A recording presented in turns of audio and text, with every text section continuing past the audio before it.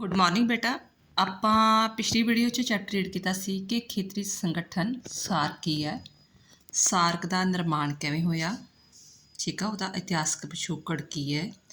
Then after ਆਪਾਂ ਫਿਰ ਪੜ੍ਹਿਆ ਸੀ ਕਿ ਉਸ ਦਾ ਨਿਰਮਾਣ ਕਿਵੇਂ ਹੋਇਆ, ਉਦੇਸ਼ ਕੀ ਨੇ, ਸਿਧਾਂਤ ਕੀ ਨੇ, ਸਾਰਕ ਦਾ ਸੰਗਠਨ ਦਾ ਢਾਂਚਾ ਕੀ ਹੈ। ठीक है, ये चीज़ आप रीड आउट कर चुके हैं। अज आप इस वीडियो में पढ़ांगे कि सार्क सम्मेलन कदों कदों होए तो उस की मेन गल्लां होईयां। ठीक है, इस तो इलावा उहदी महत्ता की आ, कमियां की आ, समस्या की आ, यानी कि इट मीनस अज अपना चैप्टर कंप्लीट हो जाना सैकेंड वीडियो में। फस्ट ऑफ ऑल आप जिहड़े हैगे आ सार्क सिखर सम्मेलन ते एक नज़र मारांगे। ठीक है, इस चीज़ में आप वेखांगे तुसीं इस तरह भी चार्ट जिहड़े हैगा रैडी कर सकते हैगे हो, जे तुसीं जिन्होंने आप कह लैंदे शॉर्ट ट्रिक वगैरह, शॉर्ट ट्रिक अपनानी आ सार्क सिखर सम्मेलन वगैरह दी। ठीक है, क्योंकि यूनीवर्सिटी में जो आप पेपर दिंदे एग्जाम में पेपर दिंदे आ तो इन्ना लिखण का टाइम नहीं हुंदा, वध तो वध पॉइंट्स लिखो तो एक दो तीन लाइनां में मेन गल गप नहीं ज़्यादा मेन गल नूं जिहड़ा हैगा वा उह च डिस्क्राइब कर दो कि हाँ एग्जामिनर को पता लग जाए कि हाँ तुहानूं ये चीज़ कंसैप्ट क्लीयर है, जब एक्सप्लेनेशन देन जाना हुंदा। जिवें 18 सिखर सम्मेलन का वर्णन किया है कि फस्ट ढाका विखे होया, उहदे विच खेतीबाड़ी बारे गल कीती, सैकेंड बंगलोर विखे अतवाद बारे गल कीती, फिर भोजन बारे, फिर हमले की निंदा बारे, खाड़ी युद्ध बारे ते परमाणु बंब बारे गल की गई, मनुखी अधिकार बारे, साप्ता जिहड़ा हैगा वपारक संगठन आ जिहड़ा एशिया ने बनाया इन्हां ने वो बनाया। दैन आफ्टर फिर सार्क ये क्या कि साख्ता सम्मेलन साल मनाया जाएगा। दैन नैक्सट सम्मेलन में क्या गया कि हाँ गरीबी का खात्मा किया जाएगा। नैक्सट 1998 जिहड़े गए परमाणु धमाके बारे गल हुई, फिर इकरारनामे ते जिहड़े साइन किए गए, जिहड़े घोषणा पत्र वगैरह जारी किया इन्होंने। फिर साफ्ता ते भी साइन किया गया कि असीं इस लिए एग्री हाँ कि यह साफ्ता जिहड़ा हैगा वा कायम होना चाहिए। तो समझौते ते जिहड़े हैगे 3 समझौते दे साइन होए। फिर 8 मैंबर यानी कि अफगानिस्तान भी मैंबर शामिल हो गया। दैन आफ्टर फिर जी कि सिल्वर जुबली मनाई गई। इस तो अलावा अड्डो डिक्लेरेशन वगैरह स्थापित होया। ठीक है, तुसी इस तरह भी जदों आपां सार्क कोई भी सम्मेलन वगैरह हुंदे आ या नाम दे सम्मेलन आ सार्क दे आ गए UN दे कुछ भी हो गए, तुसी इस तरह उन्होंने जिहड़ा हैगा वा एक ग्राफ बना के याद कर सकते हैं। हुण उन्होंने आपां एक्सप्लेनेशन च करांगे कि वाकई सार्क सम्मेलन विच की होया सी। कि पहला जिहड़ा सार्क सिखर सम्मेलन जिहड़ा हैगा सी वो ढाका विखे होया। तुसीं 3 चीज़ां मैं बार बार कह रही याद करने कि डेट याद करो, रात नहीं याद करो तो मेन गल की हुई सी उत्थे। ठीक है, 1985 विच ढाका विखे होया ते इस विच की होया कि इहदे विच खेतीबाड़ी नाल संबंधित जिहड़ियां समस्यावां बारे गल कीती गई।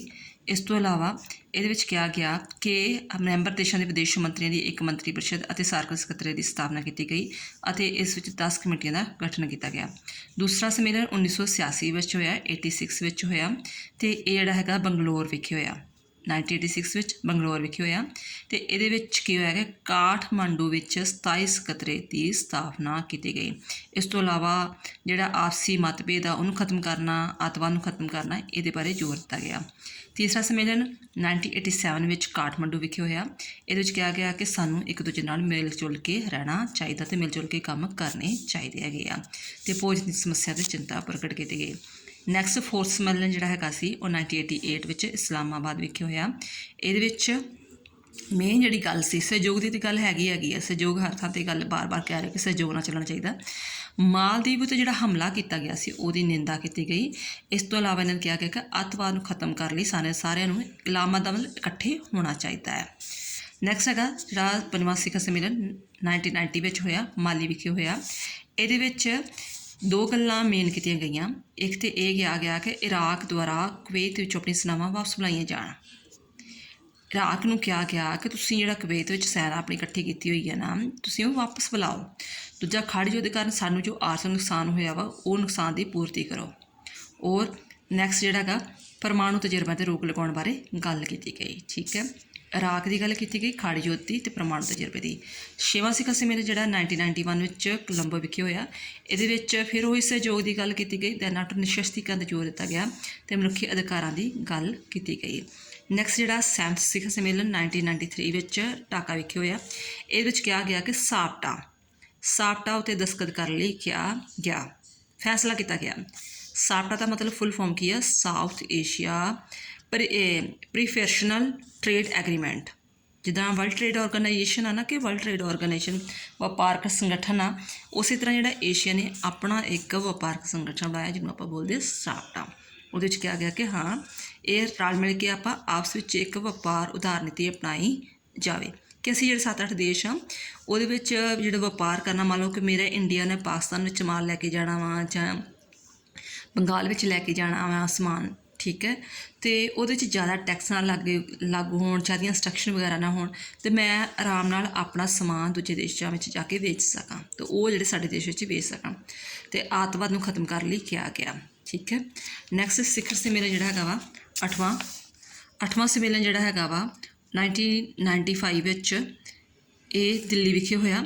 ਇਹਦੇ ਵਿੱਚ ਕਿਹਾ ਕਿ ਜਿਹੜਾ ਆਪਾਂ ਸਾਪਟਾ ਲਾਗੂ ਕੀਤਾ ਸੀ ਨਾ, ਉਹਦੇ ਵਿੱਚ ਜੋ ਪ੍ਰੋਗਰਾਮ ਵਗੈਰਾ ਉਹਦੇ ਬਾਰੇ ਦੱਸਿਆ ਗਿਆ ਕਿ ਸਾਪਟਾ 'ਚ ਕਿਹੜੇ ਪ੍ਰੋਗਰਾਮ ਵਗੈਰਾ ਹੋਣਗੇ, ਕਿ ਆਪਾਂ ਕਿਹੜੇ ਵਪਾਰ ਹੋਣਗੇ। ਵਪਾਰ ਤਾਂ ਕਈ ਤਰ੍ਹਾਂ ਦੇ ਹੁੰਦੇ ਆ, ਪਰ 4-5 ਵਪਾਰ ਨੂੰ ਕਿਹਾ ਗਿਆ ਕਿ ਉਸਦੀ ਖੁੱਲ੍ਹ ਦਿੱਤੀ ਜਾਵੇਗੀ, ਠੀਕ ਹੈ। ਫਿਰ 9ਵਾਂ ਸਿਖਰ ਸੰਮੇਲਨ ਜਿਹੜਾ ਹੈਗਾ ਵਾ ਉਹ ਮਾਲਦੀਵ ਵਿਖੇ ਹੋਇਆ, ਠੀਕ ਹੈ। ਉਹਦੇ ਵਿੱਚ ਕੀ ਹੋਇਆ ਕਿ ਅੱਤਵਾਦ ਤੁਸੀਂ ਹਰ ਥਾਂ 'ਤੇ ਲਿਖ ਸਕਦੇ ਹੈਗੇ ਹੋ, ਅੱਤਵਾਦ ਦਾ ਖਾਤਮਾ ਕਰਨਾ, ਸਹਿਯੋਗ ਦੇਣਾ, ਇਹ 2 ਪੁਆਇੰਟਸ ਤੁਸੀਂ ਹਰ ਪੁਆਇੰਟ ਵਿੱਚ ਇਨਕਲੂਡ ਕਰ ਸਕਦੇ। ਇਸ ਤੋਂ ਇਲਾਵਾ ਨੇ ਕਿਹਾ ਕਿ ਗਰੀਬੀ ਖਾਤਮੇ ਕਰਨ ਵਾਸਤੇ ਜਿਹੜਾ ਹੈਗਾ ਵਾ ਉਹ ਰਲ ਮਿਲ ਕੇ ਸਹਿਯੋਗ ਕਰਨਾ ਚਾਹੀਦਾ ਹੈਗਾ ਵਾ। ਇਸ ਤੋਂ ਇਲਾਵਾ 10ਵਾਂ ਸਿਖਰ ਸੰਮੇਲਨ ਜਿਹੜਾ ਹੈਗਾ ਵਾ ਉਹ ਕੋਲੰਬੋ ਵਿਖੇ ਹੋਇਆ। ਇਹਦੇ ਵਿੱਚ ਜਿਹੜਾ ਹੈਗਾ ਸੀ ਕਹਿੰਦੇ ਸੰਮੇਲਨ ਭਾਰਤ ਅਤੇ ਪਾਕਿਸਤਾਨ ਦੁਆਰਾ ਕੀਤੇ ਗਏ ਪਰਮਾਣੂ ਧਮਾਕੇ ਦੇ ਪਿੱਛੋਂ ਹੋਇਆ ਸੀ, ਅਤੇ ਇਸ ਲਈ ਮੁੱਦੇ 'ਤੇ ਗੱਲਬਾਤ ਹੋਣਾ ਸੁਭਾਵਿਕ ਸੀ। ਫਿਰ ਅਟਲ ਬਿਹਾਰੀ ਵਾਜਪਾਈ ਨੇ ਕਲੈਰੀਫਾਈ ਕੀਤਾ ਕਿ ਨਹੀਂ, ਜਿਹੜਾ ਅਸੀਂ ਪਰਮਾਣੂ ਬੰਬ ਬਣਾਇਆ ਸਿਰਫ ਆਪਣੀ ਰੱਖਿਆ ਲਈ ਬਣਾਇਆ, ਕਿਸੇ 'ਤੇ ਹਮਲਾ ਕਰਨ ਲਈ ਨਹੀਂ ਬਣਾਏ ਹੋਗੇ। ਯਾਨੀ ਕਿ ਜੋ ਉਹਨੇ ਪਰਮਾਣੂ ਬੰਬ ਧਮਾਕੇ ਕੀਤੇ ਸੀ ਇੰਡੀਆ ਨੇ, ਉਹਦੇ ਬਾਰੇ ਕਲੈਰੀਫਿਕੇਸ਼ਨ ਕੀਤੀ ਹੈਗੀ। ਦੈਨ ਆਫਟਰ ਜਿਹੜਾ ਹੈਗਾ ਵਾ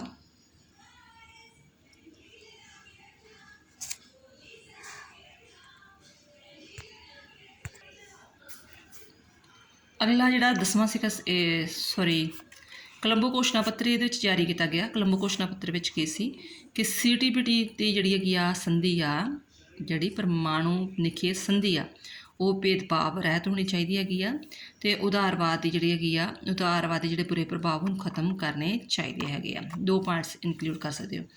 11ਵਾਂ ਸਿਖਰ ਸੰਮੇਲਨ ਜਿਹੜਾ 2002 ਵਿੱਚ ਕਾਠਮੰਡੂ ਵਿਖੇ ਹੋਇਆ।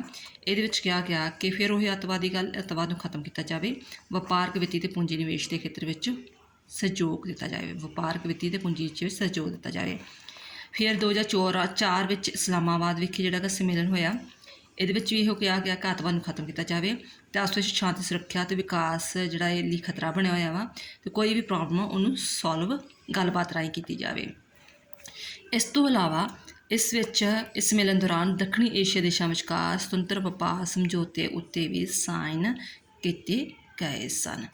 ਦੈਨ ਆਫਟਰ ਹੈਗਾ 13ਵਾਂ ਸਿਖਰ ਸੰਮੇਲਨ 2005 ਵਿੱਚ ਇਹ ਢਾਕਾ ਵਿਖੇ ਹੋਇਆ, ਜਿਹਦੇ ਵਿੱਚ 3 ਸਮਝੌਤੇ ਸਾਈਨ ਹੋਏ। ਬੜਾ 13ਵੇਂ ਸੰਮੇਲਨ ਵਿੱਚ 3 ਸਮਝੌਤਿਆਂ ਦੇ ਸਾਈਨ ਹੋਏ।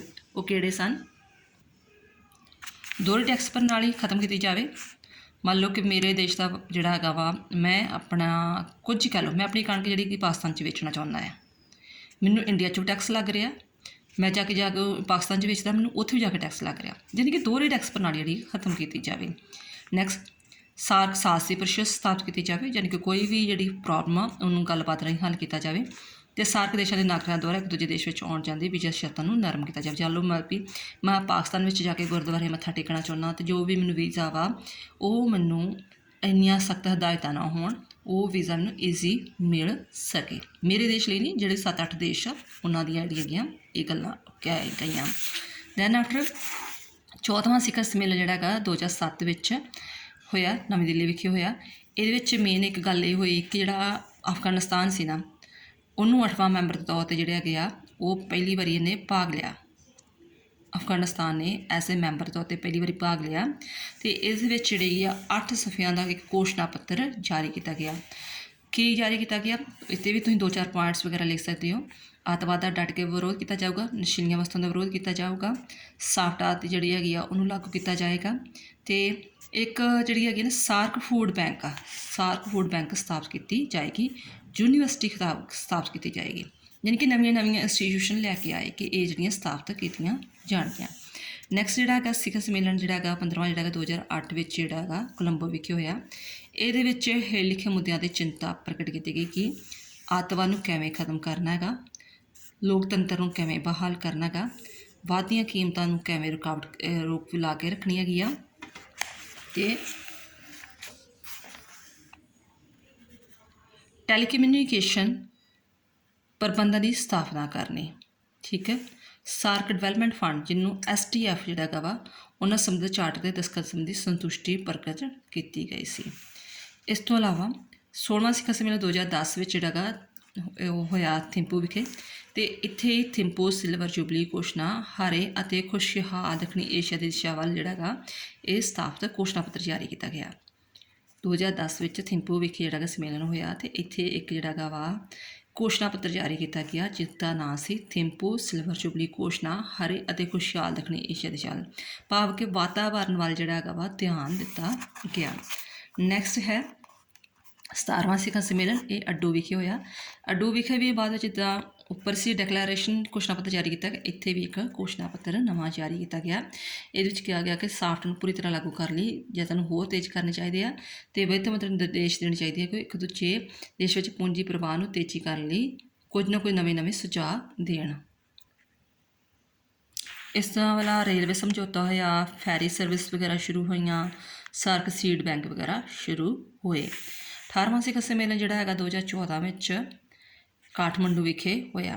ਇਹਦੇ ਵਿੱਚ ਕੀ ਹੋਇਆ ਕਿ ਜਦੋਂ ਮਤਲਬ ਵੀ ਇੰਡੀਆ ਅਤੇ ਪਾਕਿਸਤਾਨ ਦੇ ਸੰਬੰਧ ਜਿਹੜੇ ਹੈਗੇ ਵਿਗੜ ਚੁੱਕੇ ਸੀ, ਬਟ ਨੇਪਾਲ ਦੀ ਪ੍ਰਧਾਨ ਮੰਤਰੀ ਦੁਆਰਾ ਜਿਹੜੀ ਕਿ ਕੋਰਾਲਾ ਦੁਆਰਾ ਕੋਸ਼ਾ ਦੁਆਰਾ ਇਹਨਾਂ ਦੇ ਸੰਬੰਧਾਂ ਨੂੰ ਨੋਰਮਲ ਕੀਤਾ ਗਿਆ।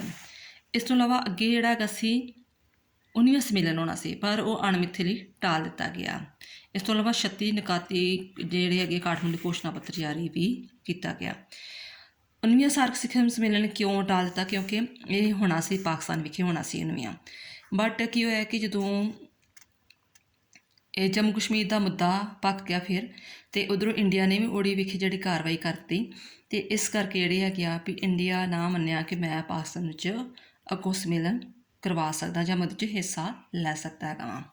ਫਿਰ ਕਿਉਂਕਿ ਜੇ ਇੱਕ ਵੀ ਕੋਈ ਮੈਂਬਰ ਦੇਸ਼ ਨਹੀਂ ਮੰਨਦਾ ਗਾ ਕਿ ਮੈਂ ਇਸ ਸੰਮੇਲਨ 'ਚ ਹਿੱਸਾ ਨਹੀਂ ਲੈਣਾ ਗਾ, ਤਾਂ ਉਦੋਂ ਤੱਕ ਸੰਮੇਲਨ ਵਗੈਰਾ ਨਹੀਂ ਹੁੰਦਾ ਹੈਗਾ। ਇਸ ਤੋਂ ਇਲਾਵਾ ਜਿਵੇਂ ਤੁਹਾਨੂੰ ਪਤਾ ਸੀ ਕਿ ਹਾਂ ਕੋਵਿਡ ਚੱਲਿਆ ਸੀ, ਅਤੇ ਫਿਰ ਨਰਿੰਦਰ ਮੋਦੀ ਨੇ ਕੋਸ਼ਿਸ਼ ਕੀਤੀ ਕਿ ਹਾਂ ਮੈਂ ਵੀਡੀਓ ਕਾਨਫਰੰਸ ਕਰਕੇ ਸਾਰਿਆਂ ਨਾਲ ਜਿਹੜਾ ਹੈਗਾ ਵਾ ਗੱਲਬਾਤ ਕਰ ਸਕਾਂ। ਠੀਕ ਹੈ। ਅਤੇ ਨਰਿੰਦਰ ਮੋਦੀ ਨੇ ਕੋਸ਼ਿਸ਼ ਕਰਨ ਦੀ ਮਿਹਨਤ ਸਦਕਾ ਵੀਡੀਓ ਕਾਨਫਰੰਸ ਹੋਈ, ਅਤੇ ਖੁਸ਼ੀ ਦੀ ਗੱਲ ਇਹ ਹੋਈ ਕਿ ਇਹਦੇ ਵਿੱਚ ਜਿਹੜੇ ਉਹਦਾ 8 ਦੇਸ਼ ਆ ਅਤੇ ਵੱਧ ਚੜ੍ਹ ਕੇ ਬਾਕੀ ਦੇਸ਼ਾਂ ਨੇ ਵੀ ਇਹਦੇ ਵਿੱਚ ਹਿੱਸਾ ਲਿਆ। ਠੀਕ ਆ। ਇਹਦੇ ਵਿੱਚ ਨਰਿੰਦਰ ਮੋਦੀ ਨੇ ਹੇਠ ਲਿਖੇ ਸੁਝਾਅ ਦਿੱਤੇ ਕਿ ਸਾਨੂੰ ਜਿਹੜਾ ਹੈਗਾ ਵਾ ਸੰਕਟਕਾਲੀਨ ਫੰਡ ਜਿਹੜਾ ਕੋਵਿਡ-19 ਐਮਰਜੈਂਸੀ ਫੰਡ ਸਥਾਪਿਤ ਕਰਨਾ ਚਾਹੀਦਾ। ਇਸ ਤੋਂ ਇਲਾਵਾ ਰੈਪਿਡ ਰਿਸਪੌਂਸ ਟੀਮ ਕਾਇਮ ਕਰਨੀ ਚਾਹੀਦੀ ਆ। ਇਸ ਤੋਂ ਇਲਾਵਾ ਇੱਕ ਸਾਫਟਵੇਅਰ ਤਿਆਰ ਕਰਨਾ ਚਾਹੀਦਾ ਜਿੱਥੋਂ ਪਤਾ ਲੱਗੇ ਕਿ ਕਿਹੜਾ ਕਰੋਨਾ ਤੋਂ ਪ੍ਰਭਾਵਿਤ ਵਿਅਕਤੀ ਹੋਇਆ ਵਾ। ਦੈਨ ਆਫਟਰ ਫਿਰ ਇਸ ਤੋਂ ਇਲਾਵਾ ਸਾਨੂੰ ਜਿਹੜਾ ਹੈਗਾ ਵਾ ਇੱਕ ਸਾਰਕ ਡਿਸਾਸਟਰ ਮੈਨੇਜਮੈਂਟ ਸੈਂਟਰ ਸਥਾਪਿਤ ਕਰਨਾ ਚਾਹੀਦਾ ਵੀ ਇਨ ਕੇਸ ਇਹ ਤਾਂ ਹੁਣ ਕਰੋਨਾ ਹੈ, ਜੇ ਇਨ ਕੇਸ ਹੋਰ ਕੋਈ ਪ੍ਰੋਬਲਮ ਆਉਂਦੀ ਹੈ ਅਤੇ ਅਸੀਂ ਆਪਣੇ ਜਿਹੜੇ 7-8 ਦੇਸ਼ ਆ ਉਸ ਪ੍ਰੋਬਲਮ ਨੂੰ ਫੇਸ ਕਰ ਸਕੀਏ। ਦੈਨ ਆਫਟਰ ਫਿਰ 5th ਤੋਂ ਜਿਹੜਾ ਕਿ ਸੁਝਾਅ ਨਾਲ ਦਿੱਤਾ ਕਿ ਕਰੋਨਾ ਵਾਇਰਸ ਦਾ ਮੁਕਾਬਲਾ ਕਰਨ ਲਈ ਸਟਾਫ ਦੀ ਆਨਲਾਈਨ ਟ੍ਰੇਨਿੰਗ ਵੀ ਹੋਣੀ ਚਾਹੀਦੀ ਹੈ। ਹੁਣ ਇਹ ਆਪਾਂ ਸਾਰੇ ਸੰਮੇਲਨ ਪੜ੍ਹੇ ਅਤੇ ਸਾਰਕ ਦੀ ਮਹੱਤਤਾ ਕੀ ਆ। ਇਹਦੇ ਨਾਲ ਕੀ ਹੋਇਆ, ਸ਼ਾਰਟ 'ਚ ਬੋਲ ਰਹੀਆਂ ਸਮਝਾ ਰਹੀਆਂ ਕਿ ਸਾਂਝੇ ਮੁੱਦਿਆਂ 'ਤੇ ਵਿਚਾਰ ਕਰਨ ਲਈ ਸਾਨੂੰ ਇੱਕ ਮੰਚ ਮਿਲ ਗਿਆ, ਕਿਉਂਕਿ ਸਾਰੇ ਜਿਹੜੇ ਜਿੰਨੇ 7-8 ਦੇਸ਼ ਸੀ ਉਹ ਸਾਮਰਾਜਵਾਦੀ ਤਾਕਤਾਂ ਦਾ ਸ਼ਿਕਾਰ ਰਹੇ ਸੀ, ਸਾਰਿਆਂ ਦੀ ਪ੍ਰੋਬਲਮ ਸੇਮ ਸੀ, ਇਸ ਕਰਕੇ ਉਹਨਾਂ ਨੂੰ ਇੱਕ ਸਾਂਝਾ ਮੰਚ ਮਿਲ ਗਿਆ। ਨੈਕਸਟ ਆਪਸੀ ਆਰਥਿਕ ਲਾਭ ਹੋਇਆ। ਠੀਕ ਆ। ਹਰ ਦੇਸ਼ ਕੋਲ ਕੁਛ ਦੇਣ ਲਈ ਹੈਗਾ ਸੀ ਅਤੇ ਕੁਛ ਲੈਣ ਲਈ ਹੈਗਾ ਸੀ, ਅਤੇ ਇੱਕ ਦੂਜੇ ਨਾਲ ਉਹਨੇ ਐਕਸਚੇਂਜ ਕਰਨਾ ਸ਼ੁਰੂ ਕਰਤਾ, ਇੰਪੋਰਟ ਐਕਸਪੋਰਟ ਕਰਨਾ ਸ਼ੁਰੂ ਕਰਤਾ। ਅਤੇ ਫਿਰ ਸਮੂਹ ਸੁਰੱਖਿਆ ਦੀ ਭਾਵਨਾ ਵੀ ਵਧੀਆ ਰਹਿਣਾ। ਉਹਨੂੰ ਲੱਗਾ ਕਿ ਜੇ ਮੇਰੇ ਇੱਕ ਦੇਸ਼ 'ਤੇ ਹਮਲਾ ਹੁੰਦਾ ਹੈ ਅਤੇ ਨੈਚੁਰਲੀ ਜਿਹੜੇ ਬਾਕੀ 7-8 ਦੇਸ਼ 7 ਦੇਸ਼ ਉਹ ਮੇਰੀ ਸਹਾਇਤਾ ਕਰਨਗੇ। ਐਗਜ਼ਾਮਪਲ ਦਿੱਤੀ ਆ, ਜਿਵੇਂ ਸ਼੍ਰੀਲੰਕਾ ਦੇ ਕੁਝ ਧਾੜਵੀਆਂ ਨੇ ਹਮਲਾ ਕੀਤਾ ਸੀ ਅਤੇ ਫਿਰ ਸਾਰੇ ਦੇਸ਼ਾਂ ਨੇ ਜਿਹੜੀ ਹੈਗੀ ਆ, ਖਾਸ ਕਰਕੇ ਭਾਰਤੀਆਂ ਨੇ ਆਪਣੀ ਮਾਲਦੀਵ ਦੀ ਸੁਤੰਤਰਤਾ ਰੱਖਿਆ ਵਾਸਤੇ ਸੈਨਾ ਭੇਜੀ ਸੀ। ਸੱਭਿਆਚਾਰ ਦਾ ਵਿਕਾਸ ਹੋਇਆ ਵਾ, ਕਿਉਂ ਜਿਹੜੇ ਕਲਾਕਾਰ ਪਾਕਿਸਤਾਨ ਦੇ ਕਲਾਕਾਰ ਐਗਜ਼ਾਮਪਲ ਤੌਰ 'ਤੇ ਇੰਡੀਆ ਆਉਂਦੇ ਆ, ਇੰਡੀਆ ਦੇ ਜਿਹੜੇ ਹੈਗੇ ਆ ਉਹ ਦੂਜੇ ਦੇਸ਼ਾਂ ਵਿੱਚ ਜਾਂਦੇ ਆ, ਠੀਕ ਆ, ਇਸ ਤਰ੍ਹਾਂ ਕਲਾ ਦਾ ਪ੍ਰਦਰਸ਼ਨ ਕਰਦੇ ਆ। ਅੱਤਵਾਦ ਕਾਬੂ ਪਾਉਣ ਲਈ ਸਾਰੇ ਹੋਏ ਕਿ ਸਾਰੇ ਦੇਸ਼ਾਂ ਦਾ ਇੱਕ ਮੰਚ ਬਣ ਗਿਆ ਅਤੇ ਉਹਨਾਂ ਨੂੰ ਇਹ ਗੱਲ ਮਹਿਸੂਸ ਹੋਈ ਕਿ ਵਾਕਿਆ ਅੱਤਵਾਦ ਸਭ ਤੋਂ ਵੱਡੀ ਪ੍ਰੋਬਲਮ ਹੈਗੀ ਆ, ਅਤੇ ਸਾਰੇ ਕੋਸ਼ਿਸ਼ ਕਰੇ ਕਿ ਅੱਤਵਾਦ ਨੂੰ ਖਤਮ ਕੀਤਾ ਜਾਵੇ। ਇਸ ਤੋਂ ਇਲਾਵਾ ਦੱਖਣੀ ਏਸ਼ੀਆ ਵਿਕਾਸ ਕੋਸ਼ ਦੀ ਸਥਾਪਨਾ ਕੀਤੀ, ਜਿਹਨੂੰ ਬੋਲਿਆ ਜਾਂਦਾ SADF, ਠੀਕ ਹੈ। ਉਹਦੀ ਸਥਾਪਨਾ ਕੀਤੀ ਕਿ ਅਸੀਂ ਵਿਦੇਸ਼ੀ ਦੇਸ਼ਾਂ ਕੋਲੋਂ, ਪੱਛਮੀ ਦੇਸ਼ਾਂ ਤੋਂ ਹੈਲਪ ਲੈਣ ਦੀ ਬਜਾਏ ਆਪਣਾ ਹੀ ਫੰਡ ਇਕੱਠਾ ਕਰੀਏ ਅਤੇ ਜਿਸ ਦੇਸ਼ ਨੂੰ ਲੋੜ ਆ ਉਸ ਤੋਂ ਫੰਡ ਇਕੱਠਾ ਲੈ ਸਕਦਾ, ਯਾਨੀ ਕਿ ਆਪਣੀ ਇੱਕ ਬੈਂਕ ਸਥਾਪਿਤ ਕੀਤੀ ਜਾਵੇ। ਦੈਨ ਆਫਟਰ ਜਿਹੜਾ ਹੈਗਾ ਵਾ ਵਪਾਰਕ ਸਮਝੌਤਾ ਆ ਸਾਫਟਾ ਸਥਾਪਿਤ ਕੀਤਾ ਗਿਆ ਅਤੇ ਉਹਦੇ ਨਾਲ ਵਪਾਰਕ ਸਮਝੌਤੇ ਜਿਹੜੇ ਹੈਗੇ ਸਥਾਪਿਤ ਕਰਨੇ ਸ਼ੁਰੂ ਕਰ ਦਿੱਤੇ ਹੈਗੇ। ਨੈਕਸਟ ਕਿ ਮਹੱਤਵਪੂਰਨ ਸੰਸਥਾਵਾਂ ਸਥਾਪਿਤ ਹੋਈਆਂ। ਸੰਸਥਾਵਾਂ ਜਿਹੜੇ ਬੇਟਾ ਆਪਾਂ ਸੰਮੇਲਨ ਵਿੱਚ ਜੋ ਕੁਝ ਪੜ੍ਹਿਆ ਵਾ ਉਹ ਸਾਰਾ ਕੁਝ ਰਿਪੀਟ ਹੋ ਰਿਹਾ, ਜਸਟ ਆਪਾਂ ਮਹੱਤਤਾ ਦੱਸ ਰਹੇ ਹਾਂ। ਕਈ ਸਥਾਪਿਤ ਸੰਸਥਾਵਾਂ ਸਥਾਪਿਤ ਹੋਈਆਂ, ਠੀਕ ਆ। ਖੇਤੀਬਾੜੀ ਸੰਸਥਾ ਸਥਾਪਿਤ ਹੋਈ ਆ, ਖੋਜਾਂ ਨਾਲ ਰਿਲੇਟਡ ਹੋ ਗਈਆਂ, ਤਪਤ ਕੇਂਦਰ ਵਗੈਰਾ, ਕਈ ਹੋਰ ਨਵੇਂ ਜਿਹੜੇ ਕਿ ਸੈਂਟਰ ਸਥਾਪਿਤ ਹੋਏ। ਕੁਝ ਸਾਲਾਂ ਨੂੰ ਮਨਾਉਣ ਲਈ ਕਿਹਾ, ਜਿਵੇਂ 89 ਨੂੰ ਕਿਹਾ ਕਿ ਨਸ਼ੀਲੀਆਂ ਵਸਤੂਆਂ ਦਾ ਵਪਾਰ ਦੇ ਰੂਪ ਲਈ ਮਨਾਇਆ ਜਾਵੇ। ਨੈਕਸਟ 1990 ਵਾਲਾ ਉਹਨੂੰ ਗਰਲ ਚਾਈਲਡ ਲਈ ਮਨਾਇਆ ਜਾਵੇ। 91 ਨੂੰ ਜਿਹੜਾ ਜੀਅਰ ਆਫ ਸ਼ੈਲਟਰ ਦੇ ਤੌਰ 'ਤੇ ਮਨਾਇਆ ਜਾਵੇ। ਫਿਰ environment, year of environment, year of poverty reduction ਦੇ ਤੌਰ 'ਤੇ ਮਨਾਇਆ ਜਾਵੇ। ਯਾਨੀ ਕਿ ਕੁਝ ਸਾਲਾਂ ਨੂੰ ਮਤਲਬ ਜਿਹੜਾ ਵੀ ਕੋਈ ਸਾਲ ਅੱਗੇ ਸੰਮੇਲਨ ਹੁੰਦਾ ਸੀ, ਹੁਣ ਕਿਹਾ ਗਿਆ ਕਿ ਪੂਰਾ ਸਾਲ ਤੁਸੀਂ ਇਸ ਪ੍ਰੋਬਲਮ ਵੱਲ ਧਿਆਨ ਦੇਣਾ ਹੈ। ਫਿਰ ਵੱਖ ਮੁੱਦਿਆਂ ਦੇ ਆਪਸੀ ਸਹਿਯੋਗ ਦੀ ਗੱਲ ਕੀਤੀ ਗਈ ਅਤੇ ਇਸ ਤੋਂ ਇਲਾਵਾ 36 ਨਿਕਾਤੀ ਘੋਸ਼ਣਾ ਪੱਤਰ ਵੀ ਜਾਰੀ ਕੀਤੇ ਗਏ, ਜਿਹੜੇ ਵੀ ਸੇਮ ਸਮੱਸਿਆਵਾਂ ਸਾਰਿਆਂ ਦੀਆਂ, ਗਰੀਬੀ, ਭੁੱਖਮਾਰੀ, ਕੁਪੋਸ਼ਣ, ਪੜਤਾ, ਬੇਰੁਜ਼ਗਾਰੀ ਵਗੈਰਾ, ਉਹਨਾਂ ਦੇ ਸਹਿਯੋਗ ਦੇਣ ਦੀ ਗੱਲ ਕੀਤੀ ਗਈ। ਯੂਨੀਵਰਸਿਟੀਆਂ ਸਥਾਪਿਤ ਕਰਨ ਦੀ ਕੋਸ਼ਿਸ਼ ਕੀਤੀ ਗਈ ਆ। ਸਾਊਥ ਏਸ਼ੀਅਨ ਯੂਨੀਵਰਸਿਟੀ ਸਥਾਪਿਤ ਕੀਤੀ ਗਈ ਆ। ਇਹਦੇ ਵਿੱਚ ਕਿਹਾ ਗਿਆ ਕਿ ਜਿਹੜੇ ਬੁੱਧੀਜੀਵੀ ਲੋਕ ਆ, ਨੌਜਵਾਨ ਆ, ਉਹ ਅੱਗੇ ਆਉਣ ਅਤੇ ਇਹਨਾਂ ਨਾਲ ਉਹਨਾਂ ਦਾ ਹੋਰ ਪੜ੍ਹੇ ਲਿਖੇ ਲੋਕ ਅੱਗੇ ਆਉਣਗੇ। ਇਸ ਤਰ੍ਹਾਂ ਉਹਨਾਂ ਨੂੰ post graduation, MA, BEd, PhD, ਇਸ ਤਰ੍ਹਾਂ ਉਹਨਾਂ ਨੂੰ ਉਹਦੇ 'ਚ ਡਿਗਰੀਆਂ ਦਿੱਤੀਆਂ ਜਾਣਗੀਆਂ ਅਤੇ ਉਹ ਲੋਕਾਂ 'ਚ ਇਹਨਾਂ 67 ਦੇਸ਼ਾਂ ਵਿੱਚ ਆਪਣਾ ਪ੍ਰਚਾਰ ਕਰ ਸਕਦੇ ਆ। ਮਨੁੱਖੀ ਅਧਿਕਾਰਾਂ ਬਾਰੇ ਗੱਲ ਕੀਤੀ ਗਈ। 6ਵੇਂ ਸਿਖਰ ਸੰਮੇਲਨ 'ਚ ਗੱਲ ਕੀਤੀ ਗਈ, ਜਿਵੇਂ ਠੀਕ ਆ ਕਿ ਮਨੁੱਖੀ ਅਧਿਕਾਰਾਂ 'ਤੇ ਕੋਈ ਵੀ ਜਿਹੜੀ ਹੈਗੀ ਆ ਤਸ਼ੱਦਦ ਕਿਸੇ 'ਤੇ ਨਾ ਢਾਇਆ ਜਾਵੇ। ਫਿਰ ਸਾਰਕ ਵਪਾਰ ਉਦਯੋਗ ਦੀ ਭਵਨ ਦੀ ਸਥਾਪਨਾ ਕੀਤੀ ਗਈ, ਜਿਵੇਂ ਨੂੰ ਆਪਾਂ SCCI ਕਹਿ ਦਿੰਦੇ ਹਾਂ, ਯਾਨੀ ਕਿ establish of SAARC chamber of commerce and industry, SCCI ਦੀ ਸਥਾਪਨਾ ਕੀਤੀ ਗਈ। ਇਸ ਤੋਂ ਇਲਾਵਾ ਸਮੱਸਿਆਵਾਂ ਵੀ ਹੈ, ਠੀਕ ਆ। ਜਿੱਥੇ ਵੀ ਕੋਈ ਚੀਜ਼ ਆਪਣਾ ਹੁੰਦੀ ਉੱਥੇ ਸਮੱਸਿਆਵਾਂ ਨਾਲ ਹੀ ਹਮੇਸ਼ਾ ਹੁੰਦੀਆਂ ਹਨ, ਠੀਕ ਹੈ। ਸਮੱਸਿਆਵਾਂ ਕਿਹੜੀਆਂ ਵਾ ਕਿ ਰਾਣੀ ਪ੍ਰਣਾਲੀਆਂ 'ਚ ਭਿੰਨਤਾਵਾਂ, ਕਈਆਂ 'ਚ ਲੋਕਤੰਤਰ ਆ, ਕਈਆਂ 'ਚ ਤਾਨਾਸ਼ਾਹ ਵਾ, ਠੀਕ ਆ। ਇਸ ਕਰਕੇ ਰਾਣੀ ਪ੍ਰਣਾਲੀ ਇੱਕ ਨਾ ਹੋਣ ਕਰਕੇ ਜਦੋਂ ਆਪਾਂ ਕੋਈ ਪ੍ਰੋਗਰਾਮ ਮਿੱਥ ਵੀ ਲੈਂਦੇ ਹਾਂ ਤਾਂ ਉਹ ਸਿਰੇ ਛੇਤੀ ਨਹੀਂ ਚੜ੍ਹਦੀਆਂ ਹੈਗੀਆਂ, ਇਹ ਵੀ ਪ੍ਰੋਬਲਮ ਆ ਰਹੀ ਹੈ। ਲੰਬੇ ਸਮੇਂ ਤੋਂ ਚੱਲਿਆ ਆ ਰਿਹਾ ਸੀ ਵਿਵਾਦ, ਸਾਡਾ ਸੀਮਾ ਵਿਵਾਦ ਵੀ ਚੱਲਦਾ ਆ ਰਿਹਾ, ਜਿਵੇਂ ਬੰਗਲਾਦੇਸ਼ ਅਤੇ ਪਾਕਿਸਤਾਨ ਨਾਲ ਸੀਮਾ ਵਿਵਾਦ ਚੱਲਦਾ ਆ ਰਿਹਾ, ਪਾਣੀ ਦੀ ਸਮੱਸਿਆ ਵਗੈਰਾ ਚੱਲਦੀ ਆ ਰਹੀ, ਕਸ਼ਮੀਰ ਨਾਲ ਚੱਲਦਾ, ਇਹ ਵੀ ਚੱਲਦਾ ਆ ਰਿਹਾ ਹੈਗਾ। ਜਦੋਂ ਉਹ ਮਤਲਬ ਕਿ ਇੱਕ ਮੰਚ 'ਚ ਇਕੱਠੇ ਹੁੰਦੇ ਤਾਂ ਉਹ ਆਪਣੀ ਪ੍ਰੋਬਲਮਸ ਲੈ ਕੇ ਅੱਗੇ ਆਉਣਾ ਸ਼ੁਰੂ ਹੋ ਜਾਂਦੇ ਹੈਗੇ ਆ। ਦੈਨ ਆਫਟਰ ਖੇਤਰੀ ਸੰਤੁਲਨ ਵੀ ਕੀ ਆ ਕਿ ਜਿਹੜਾ ਹੈਗਾ ਵਾ ਇਸ ਦੇ ਕਹਿੰਦਾ ਕਿ ਸਾਰਕ ਦੇ ਵਿੱਚ ਸ਼ਾਮਲ ਰਾਸ਼ਟਰਾਂ ਵਿਚਕਾਰ ਵਿਆਪਕ ਖੇਤਰੀ ਅਸੰਤੁਲਨ ਪਾਏ ਜਾਂਦੇ ਹਨ। ਇਸ ਖੇਤਰ ਦੇ ਕੁੱਲ ਰਕਬੇ ਦੇ 72% ਭਾਗ ਭਾਰਤ ਕੋਲ ਹਨ ਅਤੇ ਕੁੱਲ ਜਨਸੰਖਿਆ ਦੇ 70% ਵੀ ਭਾਗ, ਯਾਨੀ ਕਿ ਮੈਕਸੀਮਮ ਜਿਹੜਾ ਏਰੀਆ ਵੀ, ਜਨਸੰਖਿਆ ਵੀ ਜਾਂ ਕੁਛ ਵੀ ਆ ਉਹ ਇੰਡੀਆ ਕੋਲ ਆ। ਬਾਕੀ ਦੇਸ਼ ਜੇ ਵੇਖਿਆ ਜਾਏ, ਤੁਸੀਂ ਮੈਪ ਤੋਂ ਵੇਖੋਗੇ, ਪਾਕਿਸਤਾਨ ਆ, ਬੰਗਾਲ ਆ, ਮਾਲਦੀਵ ਆ, ਭੂਟਾਨ, ਉਹ ਬਹੁਤ ਛੋਟੇ ਛੋਟੇ ਦੇਸ਼ ਆ। ਇਸ ਕਰਕੇ ਵੀ ਉਹ ਆਪਣੇ ਆਪ ਨੂੰ ਜਿਹੜੇ ਦੂਜੇ ਦੇਸ਼ ਆ ਸੋਚਦੇ ਆ ਕਿ ਇੰਡੀਆ ਸਾਨੂੰ ਜਿਹੜਾ ਹੈਗਾ ਸਾਡੇ 'ਤੇ ਡੋਮੀਨੇਟ ਨਾ ਹੋ ਜਾਏ, ਸਾਡੇ 'ਤੇ ਹਾਵੀ ਨਾ ਹੋ ਜਾਏ। ਇਹ ਚੀਜ਼ ਦਾ ਵੀ ਅਸੰਤੁਲਨ ਕਰਕੇ ਪ੍ਰੋਬਲਮ ਕ੍ਰੀਏਟ ਹੁੰਦੀ ਆ। ਆਪਸੀ ਅਵਿਸ਼ਵਾਸ ਵੀ ਬਣਿਆ ਰਿਹਾ ਵਾ, ਠੀਕ ਆ। ਕਿਉਂਕਿ ਜਦੋਂ ਮੰਨ ਲਓ ਕਿ ਪਾਕਿਸਤਾਨ ਸਿੰਧ ਅਤੇ ਬਲੋਚਿਸਤਾਨ ਵਿੱਚ ਕੋਈ ਲੋਕਤੰਤਰ ਦੀ ਬਹਾਲੀ ਲਈ ਕੋਈ ਅੰਦੋਲਨ ਚੱਲਦਾ ਵਾ ਤਾਂ ਉਹ ਸੋਚਦੇ ਆ ਕਿ ਭਾਰਤੀ ਉਹਨਾਂ ਨੂੰ ਸਪੋਰਟ ਕਰਦੇ ਆ। ਜਦੋਂ ਕਸ਼ਮੀਰ 'ਤੇ ਕੋਈ ਅੱਤਵਾਦ ਚੱਲਦਾ ਵਾ ਅਤੇ ਇੰਡੀਆ ਸੋਚਦੇ ਆ ਕਿ ਪਾਕਿਸਤਾਨ ਵਾਲੇ ਸਪੋਰਟ ਕਰਦੇ। ਇਸ ਕਰਕੇ ਉਹਨਾਂ ਦਾ ਆਪਸੀ ਅਵਿਸ਼ਵਾਸ ਬਣਿਆ ਹੋਇਆ ਵਾ। ਭਾਰਤ ਦੀ ਪ੍ਰਭਾਵਸ਼ਾਲੀ ਸਥਿਤੀ, ਭਾਰਤ ਦਾ ਆਕਾਰ, ਜਨਸੰਖਿਆ, ਵਿਕਾਸ ਸੈਨਿਕ ਪੱਖੋਂ ਪ੍ਰਭਾਵਸ਼ਾਲੀ, ਇਸ ਕਰਕੇ ਬਾਕੀ ਜਿਹੜੇ ਹੈਗੇ ਇਸ ਤੋਂ ਡਰਦੇ ਆ ਅਤੇ ਉਹ ਇਸ ਕਰਕੇ ਚਾਹੁੰਦੇ ਆ ਕਿ ਦੂਜੇ ਰਾਸ਼ਟਰ ਜਿਹੜੇ ਕਿ ਇਹਦੇ ਵਿੱਚ ਇੰਟਰਫੇਅਰ ਕਰਨ, ਜਾਣੀ ਕਿ ਚਾਈਨਾ ਵਾਲੇ, ਇਹਦੇ ਵਿੱਚ ਰਸ਼ੀਆ ਵਾਲੇ, ਉਹ ਆਣ ਕੇ ਇੰਟਰਫੇਅਰ ਕਰਨ। ਆਰਥਿਕ ਪ੍ਰਤੀਯੋਗਤਾ, ਹੁਣ ਵੇਖੋ ਹੈ ਤਾਂ ਇੱਕੋ ਜਿਹੇ ਦੇਸ਼ ਹੀ ਨਾ ਸਾਰੇ, ਜਿਹੜੇ ਹੈਗੇ ਪਾਕਿਸਤਾਨ, ਬੰਗਲਾਦੇਸ਼, ਇਹ ਇੱਕ ਹੀ ਇੰਡੀਆ ਦੇ ਵਿੱਚੋਂ ਨਿਕਲੇ ਸਾਰੇ ਦੇਸ਼ ਵਗੈਰਾ, ਅਤੇ ਨੈਚੁਰਲੀ ਉੱਥੇ ਚੀਜ਼ਾਂ ਵੀ ਇੱਕੋ ਜਿਹੀਆਂ ਉੱਗਦੀਆਂ ਨੇ, ਚਾਹ ਕਹਿ ਲਓ, ਪਰਸਨ ਵਗੈਰਾ ਲੈ ਲਓ, ਕੱਪੜਾ ਲੈ ਲਓ, ਠੀਕ ਆ। ਤਾਂ ਉਹ ਫਿਰ ਮੰਡੀ ਵੀ ਇੱਕੋ ਜਿਹੀ ਹੋ ਜਾਂਦੀ ਆ। ਮੰਨ ਲਓ ਕਿ ਮੇਰੇ ਕੋਲ ਵੀ ਕਣਕ ਹੈ, ਤੁਹਾਡੇ ਕੋਲ ਵੀ ਕਣਕ ਆ, ਮੰਡੀ ਇੱਕ ਆ, ਮੈਂ ਚਾਹਾਂਗਾ ਕਿ ਮੇਰੀ ਪਹਿਲਾਂ ਵਿਕ ਜੇ, ਦੂਜਾ ਕਹੇਗਾ ਮੇਰੀ ਪਹਿਲਾਂ ਵਿਕ ਜੇ। ਇਸ ਕਰਕੇ ਉਹ ਇੱਕੋ ਜਿਹੀ ਚੀਜ਼ ਲਈ ਜਿਹੜੀ ਹੈਗੀ ਆ ਉਹ ਜਿਹੜੀ ਹੈਗੀ ਆ ਭੱਜ ਨੱਸ ਕਰਨੀ ਸ਼ੁਰੂ ਕਰ ਦਿੰਦੇ ਹੈਗੇ ਆ ਕਿ ਮੇਰੀ ਚੀਜ਼ ਵੱਧ ਤੋਂ ਵੱਧ ਵਿਕੇ। ਤਾਂ ਉਹ ਆਪਸ ਵਿੱਚ ਆਰਥਿਕ ਪ੍ਰਤੀਯੋਗਤਾ ਵਧਣੀ ਸ਼ੁਰੂ ਹੋ ਜਾਂਦੀ ਹੈਗੀ ਆ। ਨੈਕਸਟ ਹੈ ਘੱਟ ਗਿਣਤੀ ਦੀ ਸਮੱਸਿਆ ਵਗੈਰਾ। ਮੰਨ ਲਓ ਕਿ ਜਿਵੇਂ ਇੰਡੀਆ 'ਚ ਮੁਸਲਮਾਨ ਘੱਟ ਗਿਣਤੀ 'ਚ ਆ, ਅਤੇ ਸ਼੍ਰੀਲੰਕਾ 'ਚ ਤਾਮਿਲ ਲੋਕ ਆ, ਪਾਕਿਸਤਾਨ 'ਚ ਸਿੱਖ ਲੋਕ ਆ, ਅਤੇ ਇਹ ਵੀ ਜਿਹੜੀ ਇਹ ਸਮੱਸਿਆ ਬਣੀ ਹੋਈ ਹੁੰਦੀ ਆ। ਨੈਕਸਟ ਹੈਗਾ ਅਨਿਯਮ ਸੰਮੇਲਨ। ਉੱਦਾਂ ਕਿਹਾ ਗਿਆ ਕਿ ਹਰ ਸਾਲ ਜਾਂ 2 ਸਾਲ ਬਾਅਦ ਸੰਮੇਲਨ ਹੋਏਗਾ, ਬਟ ਆਪਾਂ ਇੱਥੋਂ ਐਗਜ਼ਾਮਪਲ ਤੋਂ ਲਾ ਲੈਂਦੇ ਹਾਂ ਕਿ 1985 ਤੋਂ ਇਹ ਸ਼ੁਰੂਆਤ ਹੋਇਆ ਸੀ, ਬਟ ਅੱਜ ਹੁਣ 2022 ਹੋ ਚੁੱਕੀ ਆ, ਅਤੇ 1985 ਲੈ ਕੇ 2022 ਤੱਕ ਯਾਨੀ ਕਿ 35-36 ਸਾਲ ਹੋ ਗਏ ਆ। ਉਹਦੇ ਵਿੱਚ ਸਿਰਫ 18 ਹੀ ਸਿਖਰ ਸੰਮੇਲਨ ਹੋਏ ਆ, ਜੋ ਕਿ ਅਜੇ ਬਹੁਤ ਵੱਡੀ ਕਮੀ ਆ। ਠੀਕ ਆ, ਜੇ ਨਿਯਮਿਤ ਸੰਮੇਲਨ ਹੋਣ ਤਾਂ ਸਾਰੀਆਂ ਪ੍ਰੋਬਲਮ ਸੋਲਵ ਹੋਣ। ਨੈਕਸਟ ਹੈ ਰਾਸ਼ਟਰੀ ਹਿੱਤਾਂ ਨੂੰ ਬੜਾਵਾ। ਕਹਿੰਦਾ ਕਿ ਜਿਹੜੇ 7-8 ਦੇਸ਼ ਇਸ ਕਰਕੇ ਇਕੱਠੇ ਹੋਏ ਕਿ ਜਿਹੜੀਆਂ ਮੇਨ ਪ੍ਰੋਬਲਮਾਂ ਸਾਰੇ ਦੇਸ਼ਾਂ ਦੀਆਂ ਉਹਨਾਂ ਨੂੰ ਇੱਕ ਸਾਂਝੇ ਮੰਚ ਵਿੱਚ ਲਿਆ ਕੇ ਹੱਲ ਕੀਤਾ ਜਾਵੇ। ਪਰ ਕਰਦੇ ਕੀ ਆ, ਜਦੋਂ ਵੀ ਕੋਈ ਇਕੱਠੇ ਹੁੰਦੇ ਆ ਉਹ ਹਰ ਕੋਈ ਆਪਣੀ ਆਪਣੀ ਪ੍ਰੋਬਲਮ ਲੈ ਕੇ ਡਿਸਕਸ ਕਰਨਾ ਸ਼ੁਰੂ ਕਰ ਦਿੰਦੇ ਆ। ਠੀਕ ਹੈ, ਨੈਕਸਟ ਹੈਗਾ ਪਾਕਿਸਤਾਨ ਦੁਆਰਾ ਅੱਤਵਾਦ ਨੂੰ ਸਹਾਇਤਾ। ਇਹ ਵੀ ਗੱਲ ਕਹੀ ਜਾਂਦੀ ਹੈ ਕਿ ਪਿਛਲੇ ਕੁਝ ਸਾਲਾਂ ਤੋਂ ਪਾਕਿਸਤਾਨ ਦੱਖਣੀ ਏਸ਼ੀਆ ਦੇ ਖੇਤਰ ਵਿੱਚ ਅੱਤਵਾਦ ਦਾ ਕੇਂਦਰ ਬਣਿਆ ਹੋਇਆ ਵਾ, ਅਤੇ ਇਸ ਦਾ ਸੰਤਾਪ ਭਾਰਤ ਸਮੇਤ ਦੱਖਣੀ ਏਸ਼ੀਆ ਦੇ ਵੀ ਭੁਗਤ ਰਹੇ ਆ। ਅਤੇ ਇਸ ਕਰਕੇ ਕਈ ਇਹ ਵੀ ਦਾ ਦੋਸ਼ ਹੁੰਦੇ ਜਿਹੜੇ ਪਾਕਿਸਤਾਨੀ ਆ ਉਹ ਅੱਤਵਾਦ ਨੂੰ ਰਾਜਨੀਤਿਕ ਤੌਰ 'ਤੇ ਵੀ ਪ੍ਰਯੋਗ ਕਰ ਰਹੇ ਆ। ਵੱਡੀਆਂ ਸ਼ਕਤੀਆਂ ਨੂੰ ਦਖਲ ਅੰਦਾਜ਼ੀ। ਪਹਿਲਾਂ ਜਸਟ ਇਹਨਾਂ ਨੇ ਆਪ ਹੀ ਜਿਹੜੇ ਚਾਈਨਾ, ਅਮਰੀਕਾ, ਜਾਪਾਨ ਵਰਗੇ ਦੇਸ਼ਾਂ ਨੂੰ ਐਜ਼ ਅ ਅਬਜ਼ਰਵਰ ਤੌਰ 'ਤੇ ਜਿਹੜਾ ਹੈਗਾ ਸੀ ਇੱਕ ਅਹੁਦਾ ਦਿੱਤਾ ਸੀ ਕਿ ਤੁਸੀਂ ਐਜ਼ ਅ ਨਿਰੀਖਕ ਤੌਰ 'ਤੇ ਆ ਸਕਦੇ ਹੋ ਜਦੋਂ ਸਾਡਾ ਸੰਮੇਲਨ ਹੁੰਦਾ ਹੈ। ਬਟ ਹੁਣ ਉਹ ਦਖਲ ਅੰਦਾਜ਼ੀ ਕਰਨਾ ਸ਼ੁਰੂ ਕਰਦੇ ਆ, ਅਤੇ ਉਹ ਚਾਹੁੰਦੇ ਕਿ ਇਹ ਸਾਡੇ ਹਿਸਾਬ ਨਾਲ ਚੱਲਣ, ਅਤੇ ਇਹ ਚੀਜ਼ ਹੁਣ ਜਿਹੜੀ ਹੈਗੀ ਉਹ ਬਰਦਾਸ਼ਤ ਨਹੀਂ ਹੋ ਰਹੀ ਹੈਗੀ। ਨੈਕਸਟ ਹੈ ਵਧੇਰੇ ਜਨਸੰਖਿਆ।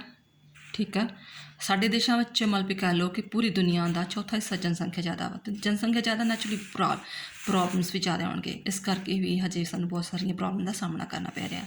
ਵਧੀਆ ਅਤੇ ਯੋਗ ਰਾਜ ਪ੍ਰਬੰਧੀ ਅਣਹੋਂਦ ਆ, ਕਿਉਂਕਿ ਜਿਹੜਾ ਹੈਗਾ ਵਾ ਲੋਕਤੰਤਰੀ ਭਾਵੇਂ ਸਾਡਾ ਦੇਸ਼ ਅਜੇ ਵੀ ਸਹੀ ਤਰ੍ਹਾਂ ਜਿਹੜਾ ਕੋਈ ਵੀ ਸਿਸਟਮੈਟਿਕਲੀ ਲੋਕਤੰਤਰ ਨਹੀਂ ਚੱਲ ਰਿਹਾ ਹੈਗਾ। ਕੋਈ ਤਜਰਬੇਕਾਰ ਜਿੱਦਾਂ ਨਹਿਰੂ ਤੋਂ ਬਾਅਦ, ਇੰਦਰਾ ਗਾਂਧੀ ਤੋਂ ਬਾਅਦ ਕੋਈ ਤਜਰਬੇਕਾਰ ਜ਼ਿਆਦਾ ਜਿਹੜਾ ਯੋਗ ਅਗਵਾਈ ਕਾਰ ਵਾਲਾ ਨਹੀਂ ਆ ਰਿਹਾ ਹੈਗਾ। ਕਹਿਣ ਦਾ ਭਾਵ ਹਰ ਦੇਸ਼ ਵਿੱਚ ਇਸ ਦੀ ਲਾਠ ਉਸ ਦੀ ਭੈਂਸ ਵਾਲੀ ਗੱਲ ਬਣੀ ਹੋਈ ਆ। ਭ੍ਰਿਸ਼ਟਾਚਾਰ ਬਹੁਤ ਜ਼ਿਆਦਾ ਵੱਧ ਰਿਹਾ ਹੈਗਾ ਵਾ, ਫੈਸਲੇ ਲਾਗੂ ਕਰਨ ਵਿੱਚ ਦੇਰੀ ਹੋ ਰਹੀ ਹੈਗੀ ਆ। ਇੱਕ ਐਗਜ਼ਾਮਪਲ ਆ ਕਿ 1993 ਵਿੱਚ ਫੈਸਲਾ ਲਿਆ ਗਿਆ ਸੀ ਕਿ ਆਪਾਂ ਆਹ ਕੰਮ ਕਰਨਾ, ਬਟ ਬਾਅਦ ਵਿੱਚ ਉਹ 11 ਵਿੱਚ ਜਾ ਕੇ ਲਾਗੂ ਹੋਇਆ। ਇਹ ਹੋ ਗਈ ਸਮੱਸਿਆਵਾਂ। ਇਸ ਤੋਂ ਇਲਾਵਾ ਕਿ ਸਾਰਕ ਨੂੰ ਮਜ਼ਬੂਤ ਬਣਾਏ ਜਾਣ ਲਈ ਸੁਝਾਅ ਕਿਹੜੇ ਹੋ ਸਕਦੇ ਹੈਗੇ ਆ, ਉਹ ਹੈਗਾ ਵਾ ਕਿ ਆਰਥਿਕ ਸਹਿਯੋਗ ਨੂੰ ਪਹਿਲ ਦਿੱਤਾ ਜਾਵੇ, ਆਪਸੀ ਵਿਸ਼ਵਾਸ ਦੀ ਉਸਾਰੀ ਕੀਤੀ ਜਾਵੇ, ਮਾਸ਼ਰੇ ਦੇ ਦਖਲਅੰਦਾਜ਼ੀ ਤੋਂ ਸਾਬਤ ਨਹੀਂ ਕੀਤੀ ਜਾਵੇ।